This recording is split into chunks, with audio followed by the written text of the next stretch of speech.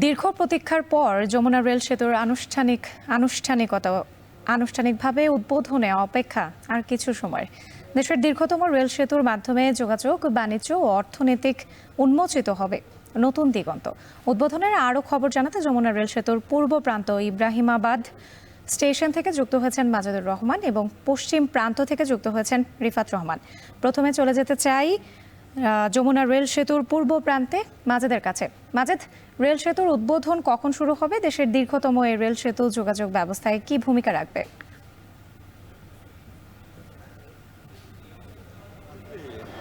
আসলে বহু প্রতীক্ষিত এই যমুনা যে রেল সেতু সেটি কিন্তু আর 10 থেকে 15 মিনিটের মধ্যে কিন্তু উদ্বোধন করা হবে এবং এই ইব্রাহিমাবাদ যে স্টেশন রয়েছে পূর্ব প্রান্তে টাঙ্গাইলে, সেখান থেকে কিন্তু সিরাজগঞ্জের যে সয়দাবাদ রেল স্টেশন সেখানে কিন্তু কিছুক্ষণের মধ্যে কিন্তু উদ্বোধনের মাধ্যমে কিন্তু যে ট্রেনটি রয়েছে সেই ট্রেনটি চলে যাবে এখানে। আর এখানে বলা হচ্ছে যে দেশের সর্ববৃহৎ রেল সেতু এটি। হ্যাঁ, এটি ডেডিকেটেড একটি রেল সেতু, শুধুমাত্র রেলই চলাচল করতে পারবে এই সেতু দিয়ে।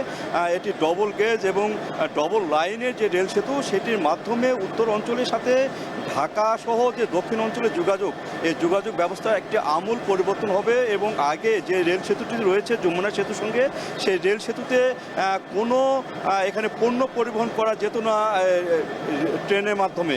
সেখান থেকে কিন্তু এই যে রেল লাইন যেটা আজকে উদ্বোধন হচ্ছে রেল সেতুর মাধ্যমে, সেটি কিন্তু যে ট্রেনগুলো পণ্যবাহী ট্রেন সেটি কিন্তু অনায়াসে আসতে পারবে এবং একই সাথে কিন্তু দুইটি ট্রেন চলাচল করতে পারবে এই রেল সেতু দিয়ে। কিন্তু এখানে মানে যে বিষয়টি, এখানে সমস্যার বিষয়টি রয়েছে সেটি কিন্তু ডবল লাইন হওয়ার পরে যেখানে যে পর্যন্ত যাবে অর্থাৎ টাঙ্গাইল পর্যন্ত আর এখানে ঈশ্বরদী পর্যন্ত যে লাইনটি রয়েছে যমুনা সেতুর মধ্য দিয়ে, সেটি কিন্তু সিঙ্গেল লাইন। ফলে ডবল লাইনের যে সুবিধাটা রেল সেতুতে রয়েছে সেই সুবিধাটা আপাতত ভোগ করতে পারবে না এই রেল লাইনের উপর দিয়ে যাওয়া যাত্রী জনসাধারণ। আর এখানে যেটি বলা হচ্ছে যে দেশীয় কিন্তু একটি বাণিজ্য সুবিধা কিন্তু এই রেল সেতুর মাধ্যমে মানুষ পাবে, উত্তরাঞ্চলবাসী পাবে। এখানে আপনারা জানেন যে ভারত থেকে, এখানে নেপাল থেকে এবং ভুটান থেকে যে মালামালগুলো এই পথে আসে, স্থলপথে আসে, সেখান দিয়ে কিন্তু এই রেল সেতুর আগে নামিয়ে দেওয়া হতো ট্রেনের মাধ্যমে, কিন্তু এখানে পণ্য পরিবহনগুলো ঢাকা সহ অন্যান্য স্থানে হতো না। কিন্তু এই যমুনার যে ডুয়েল গেজ লাইন হওয়ার ফলে, যে ডেডিকেটেড যে রেল সেতু হওয়ার ফলেই কিন্তু পণ্যবাহী যে ট্রেন সেটি কিন্তু অনায়াসে কিন্তু যাতায়াত করতে পারবে এবং সুবিধা হবে। আর আপনাকে বলে রাখি যে জাইকা এবং বাংলাদেশের যৌথ অর্থায়নে কিন্তু এই সেতুটি নির্মিত হয়েছে এবং এটি খরচ পড়েছে 16,780 কোটি টাকা। তো এই নির্মাণের ফলে এখানে যে জনসাধারণ, বিশেষ করে ঢাকার সাথে যে উত্তর অঞ্চলে যে যোগাযোগ, সে যোগাযোগ ব্যবস্থাও কিন্তু একটি আমূল পরিবর্তন হবে এবং যে ধীরে ধীরে ট্রেনের যে গতি ছিল আগে খুবই আস্তে আস্তে যেত, ঘন্টায় 10 কিলোমিটার বেগে, সেটি কিন্তু 120 কিলোমিটার বেগে কিন্তু ট্রেন চলাচল করতে পারবে এই রেল সেতুতে। রাত্রে এই ছিল আমার কাছে এখানকার টাঙ্গাইলের যে ইব্রাহিমাবাদ রেল স্টেশন থেকে সর্বশেষ। শুনছিলাম যমুনা রেল সেতুর পূর্ব প্রান্ত ইব্রাহিমাবাদ স্টেশনের খবর মাজেদুর রহমানের মাধ্যমে। এবার একটু যেতে চাই পশ্চিম প্রান্তে রিফাতের কাছে। রিফাত, আপনার কাছে জানতে চাই, উদ্বোধনের পর ট্রেনটি পশ্চিম প্রান্তের স্টেশনে কখন পৌঁছাবে? উত্তর জনপদের মানুষ এই সেতুর মাধ্যমে কি কি সুবিধা পাবে?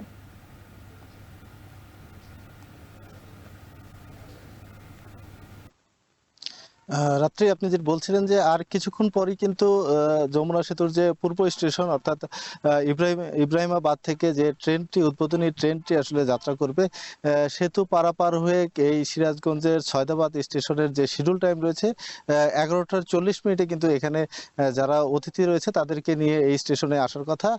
মাঝে যেটি আসলে বলছিলেন যে আর কিছুক্ষণ পরই কিন্তু এই যে স্পেশাল ট্রেনটি রয়েছে সেটি কিন্তু যাত্রা শুরু করবে এবং আনুষ্ঠানিকভাবে যে এই যমুনা রেল সেতু সেটি কিন্তু উদ্বোধন হবে। আপনাকে জানিয়ে রাখি যে এই যে যমুনা রেলওয়ে সেতু, এটি কিন্তু দেশের দীর্ঘতম একটি ডুয়েল গেজ ডাবল ট্র্যাকের রেল সেতু। অর্থাৎ এই সেতু দিয়ে কিন্তু একসাথে দুটি ট্রেন পারাপার হতে পারবে। পাশাপাশি ডুয়েল গেজ হওয়ার কারণে কিন্তু এখানে যে মিটার গেজ এবং ব্রড গেজ দুটি ট্রেনই কিন্তু একসাথে পারাপার করতে পারবে। এবং প্রকল্পের যারা সংশ্লিষ্টরা রয়েছে তারা যেটি দাবি করছেন যে আসলে 100 থেকে 120 কিলোমিটার গতিতে কিন্তু এই ট্রেনটি একসাথে পারাপার হতে পারবে। এতে করে এই যে যমুনা যে বহুমুখী সেতুটি ছিল, এই সেতুর দুই প্রান্তে যে দীর্ঘ সময় ট্রেনটিকে অপেক্ষা করতে হতো, সেই অপেক্ষার কিন্তু অবসান ঘটবে।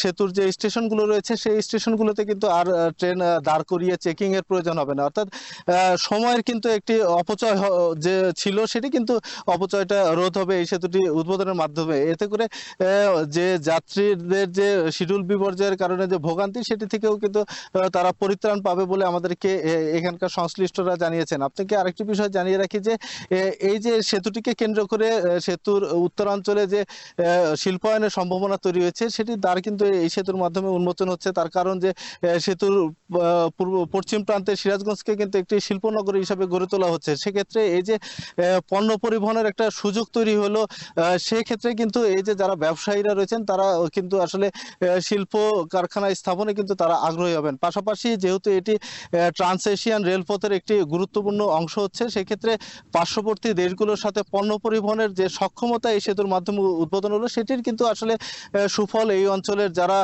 শিল্প উদ্যোক্তারা রয়েছেন, যারা ব্যবসায়ীরা রয়েছেন তারা কিন্তু এই সেতুর মাধ্যমে আসলে পাবেন। তবে এই যে জাপান এবং বাংলাদেশের যৌথ অর্থায়নে এই যে রেল সেতুটি আজ আনুষ্ঠানিক উদ্বোধন হচ্ছে, এর পরপরই কিন্তু আসলে যারা এই পথে যাত্রীরা রয়েছেন তাদের কিন্তু এই সেতু উদ্বোধনের পর কিন্তু তাদের যে টিকিটের ভাড়া সেটি কিন্তু বাড়ানো হবে বলে আমাদেরকে সেতু রেল কর্তৃপক্ষ থেকে জানানো হয়েছে।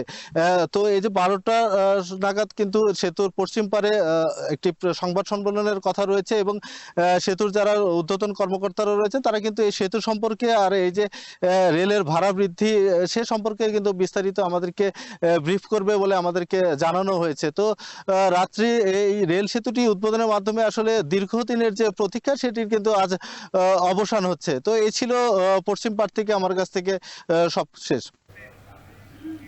যমুনা রেল সেতুর আনুষ্ঠানিক উদ্বোধনের খবর জানাতে আমাদের সঙ্গে যুক্ত ছিলেন সহকর্মীরা।